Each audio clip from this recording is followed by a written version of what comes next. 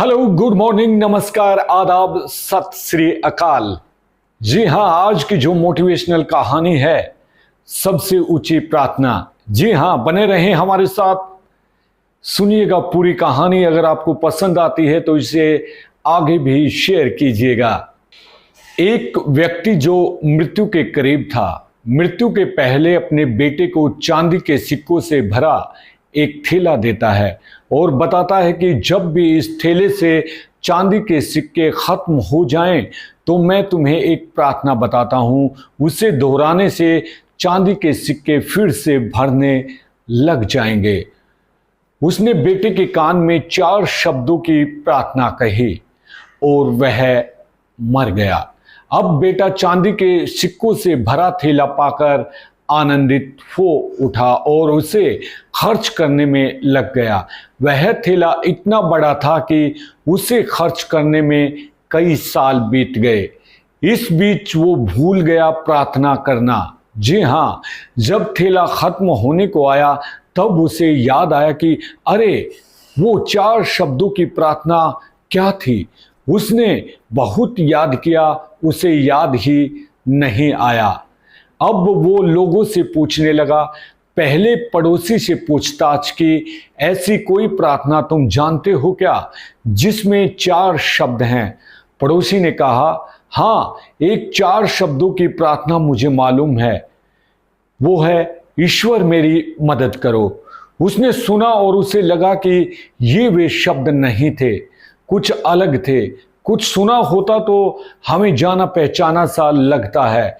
फिर भी उसने वो शब्द बहुत बार दोहराए, लेकिन चांदी के जो सिक्के थे वो बढ़ नहीं पाए। वह बहुत दुखी हुआ। फिर एक फादर से मिला।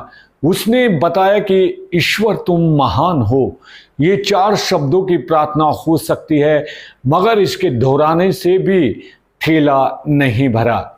फिर वह एक नेता से मिला। उसने कहा, ईश्वर को वोट दो।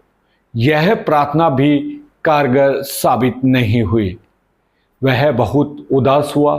उसने सभी से मिलकर देखा, मगर उससे वह प्रार्थना नहीं मिली जो पिताजी ने उसको बताई थी।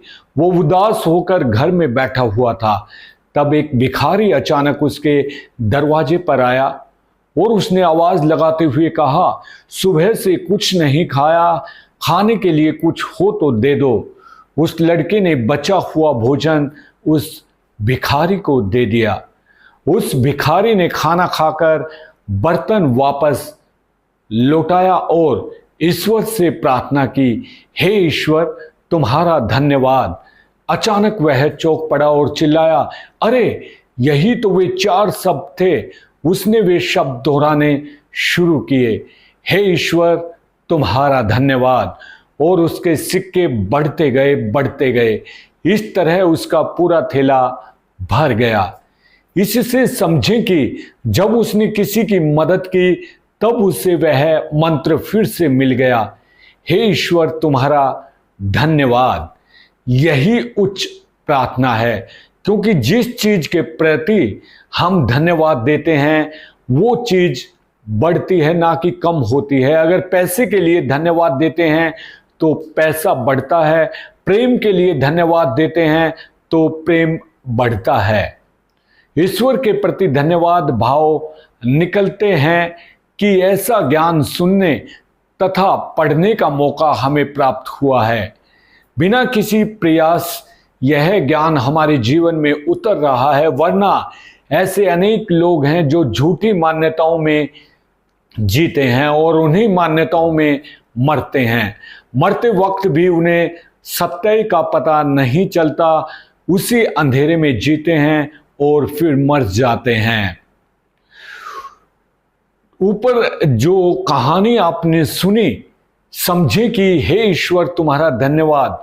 ये 4 शब्द नहीं, प्रार्थना की शक्ति हैं।